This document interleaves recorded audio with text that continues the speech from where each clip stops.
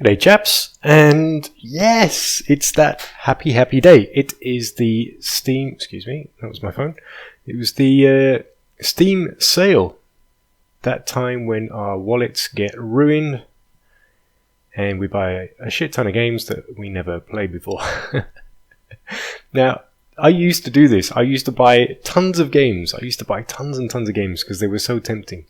And some of them I'd never play. So here are just a few things, a few little tips, if you will, of stuff that I've learned along the way of how to save yourself a little bit of money and not go bankrupt.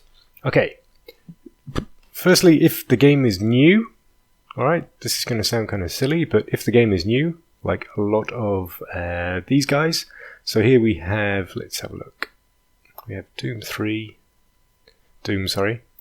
reasonably new. Dying Light the Following, I would count that in this kind of bucket. Grand Theft Auto 5, Fallout 4, I guess I would include it in here. These are all newer games, okay, newer, relatively new. I mean, Fallout 4, let's have a little look. When did that come out exactly? They're either very relatively new. God, my internet is atrocious. That's not even loading. They're either reasonably new or very popular. So basically, demand is high. The developers know they can get a bit more money out of you. So this is maybe 6 months-ish.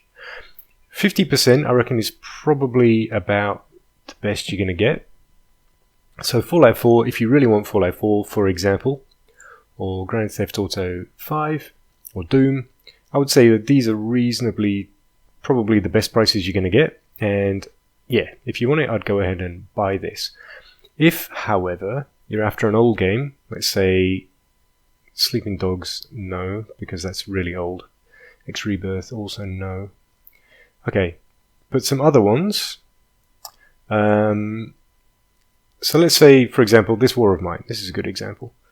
This is reasonably old. It's reasonably popular. And it's going to get to about 75%, and that's probably as good as you're going to get, I reckon, roughly. So let's say you wanted to get this War of Mine, something you're interested in, 75% off. What I would always do is I take the game, and then I go to g2a.com, and I'll just say explicitly right now, I have no affiliation with this website whatsoever. I don't make money from them, and I check the price. So it was $4.99 USD on Steam, with 75% off, it's $5 US on G2A. Fallout 4, let's have a look. Let's paste this in here. Fallout 4 Steam CD Global, $29.70 US versus $39.97 US. So, okay, you can see right away, even Fallout 4 is not worth buying, even at 50% off, because you can get it cheaper on g2a.com. And G2A, I know because I used to buy and sell video games, is pretty much the best price you're going to get. It's an extremely competitive market on g2a.com, and you're unlikely to get a better price. There are the other thing you can do is you can go and look at some comparison websites, and that's always worth having a look at. You may be able to find a better price on others, but in general, G2A tends to be the best. Let's try Grand Theft Auto 5. So it's $44.99 there. Let's have a look. Grand Theft Auto. Yeah, there you go. Grand Theft Auto 5, Rockstar CD Key Global. Oh, this one's Steam. So if you really wanted it on Steam, there you go. It's still cheaper. $38.90 US. And I don't understand what this is. But anyway, this is Steam you're probably after, so $38.90.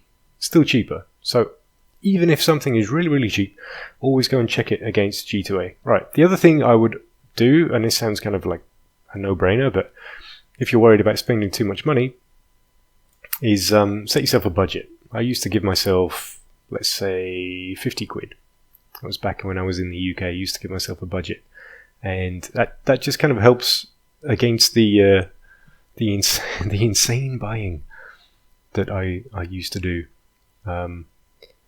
Yeah, really straightforward. Not much more I can say about that, but it is worth it. It is setting a budget. The other thing I would do is only buy stuff from my wish list. So this is my current wish list. These are the ones that I'm interested in at the moment, the ones that I want to play.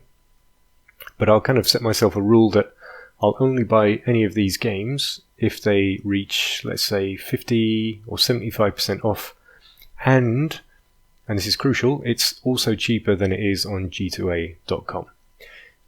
Yeah, again, really simple, but it kind of adds a little bit of discipline to the whole affair, so you don't go and blow all your money.